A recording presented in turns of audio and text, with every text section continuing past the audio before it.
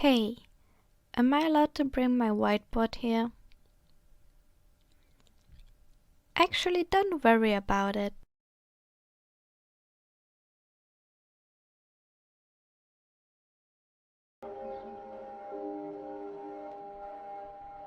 Weirdcore is an aesthetic that has grown popular over the last couple of years. It's implemented in many different mediums, whether it's art, edits, animations, or even video games. The community has especially grown in Roblox, where people created games for exploration or hangout spaces. Usually I would talk about multiple games with the same theme in a video, but today I decided to only focus on a single Roblox experience and talk as much about it as I can. For this special occasion, I'm gonna dress up a little.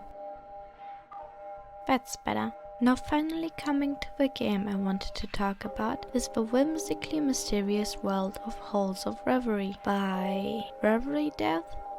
I think it's Reverie Dev.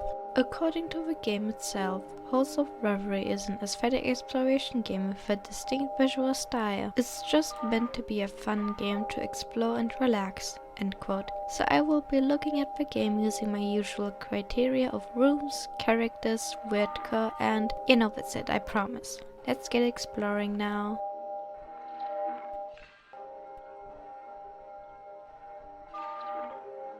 Scribbled this little map here to help us with orientation a bit. Sorry for the quality, I'm not a professional map maker. It's mostly for myself. So when you're starting the game, you begin here at the foyer. Usually it's black and white, but it got a Halloween update recently. Here you meet the big guy of them all, more later. From here you can go to any of these doors to explore the world. Going through the door on the right, you enter an eerie hallway with lamps, which is connected to this garden, with this character, who is very mean to me, so I won't further talk about them. Through this overgrown tunnel leads to the, let's call it the museum, which has 2 doors to choose from. I believe there used to be some instruments here, but I couldn't find any. Choosing the right goes to this animated hall and some blocky rooms, with alternating paths again. Choosing the right again goes to a flower hallway, to a mosaic hall, and ends in a bar/theater. Choosing the other path from before leads to the pelvis room. It gives you a badge for it. Passing the bug hole loops you back around to the beginning. Choosing to go straight ahead through this dark hallway leads to this colorful area with this monument. We can meet this fella in here. Going west through this hallway ends in this Asian architectural tower with this lady right here. Going north leads to... Wait a minute, is this the Yumeniki location? Next on the first floor, going through the first door and passing the green hall, we end up at an indoor playground with a cafeteria. Entering the mysterious door there leads to a back alley-like area, but nothing else. And passing the other door leads to the east side of the monument. That's a weird connection. The other door on the floor leads to a home-like hall. And taking the first door I could find brings you above the beginning area into some rooms of the characters, which I will discuss later. Going through the white door right next to it leads to this round astronomy room, I would call it, with this fella residing in it. Passing the last door in this area leads to a blue hall with masks and also some under a bridge street, and it leads back to the Yumeniki room. So that was all the rooms, but there's definitely some I couldn't find since there's still a badge missing that I haven't gotten yet. Overall, the rooms are quite diverse and whimsical to traverse through, but also head-spinning with how connected they are. Creating this map itself has given me several headaches. I'm just very prone to headaches. This world has quite a diverse and unique cast of characters, ranging in size, aesthetics, personalities and colors. They reside in some of the rooms, either working or simply existing there. Many of them got official character sheets by the creator. The first character is, of course, the big man themselves, named Hevelius. He stands at the entrance and has an interesting speech pattern. And yes, that's a maid outfit.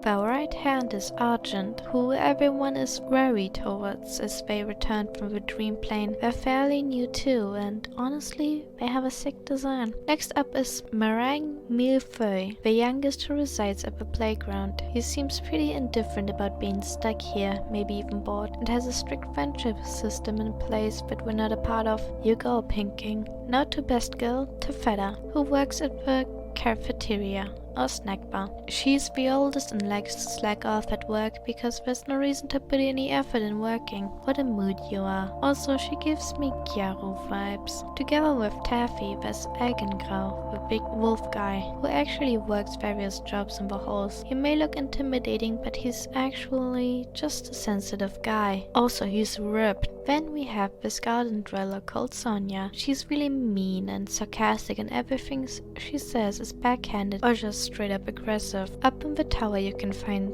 Tsukimi, and she likes star signs. She will tell you all about signs too. This gremlin is Mawaru, who likes killing and murder and is evil, but he doesn't actually do it himself. That's pretty much his character. In this little room is Garland, a private investigator who wants to know everything about the halls. She is kind of the most rational about the whole situation, but also the most crazy. Lastly, we have Korokoro, the little distressed person with a case of chronic dizziness. You know, standing here wouldn't help, right? They got a cool design.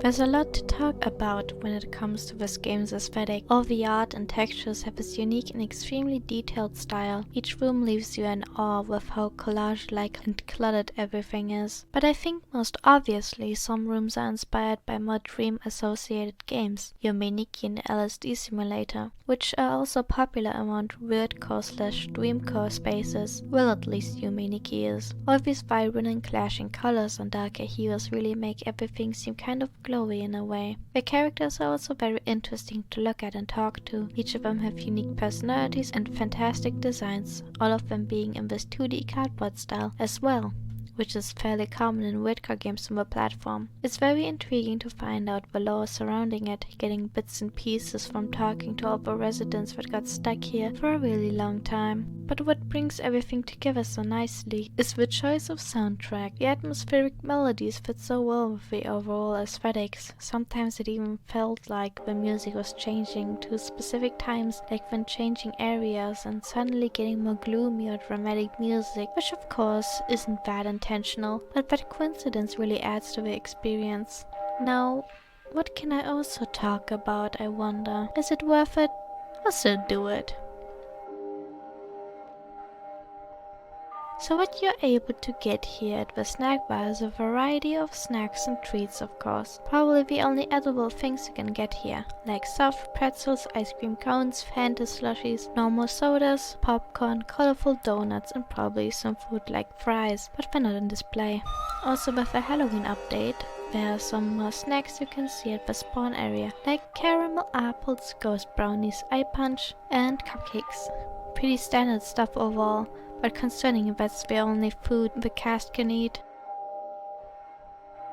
There's just so much I could talk about, but I just can't describe how much I love this game. It's a very unique gem among all other Weirdcore games, with a distinct and beautiful style and exciting places that make you want to explore every single corner of every room. I probably accumulated a lot of hours, not enough to show up on the leaderboard sadly, but yeah, you should definitely check the game out and show support. A link will be in the description. Maybe you discover something I didn't, or just have a fun time walking around and screwing around with his size editor. So go check it out. Thank you all for watching this video and listening to my ramblings. I hope you have a nice day and experience the game yourself.